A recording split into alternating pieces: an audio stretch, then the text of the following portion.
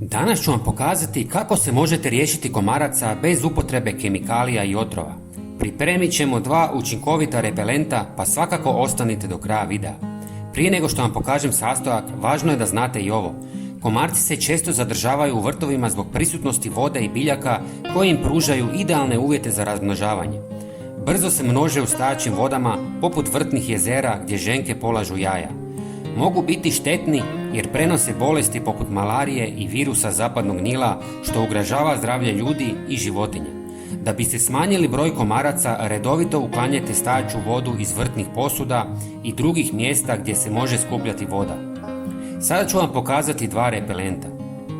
Pijete li kavu? Nemojte bacati talog jer je odličan repelent.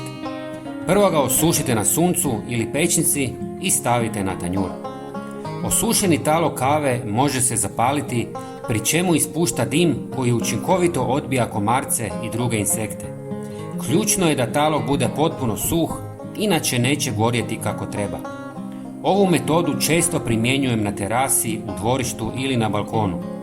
Ako vam treba veća količina taloga, možete ga besplatno dobiti u kafićima gdje ga obično bacaju u smeće. Drugi način je da pomiješate 1 žlicu taloga sa 300 ml vode i ako želite možete dodati malo cimeta koji je također jak repelent. Ostavite par sati u vodi da se dobro otopi. Možete ga koristiti na 2 načina. Prvi je da ga u ovakvom stanju natočite u posude i postavite svuda po kući kako bi miris odbijao komarce. A drugi način je da ga procijedite kroz gazu, napunite špricu i špricate po kući ili dvorištu gdje god vidite komarce. Prijatelji, bilo bi nam drago da podijelite ovaj video sa prijateljima i pretplatite se na naš kanal. Hvala vam puno. Pozdrav!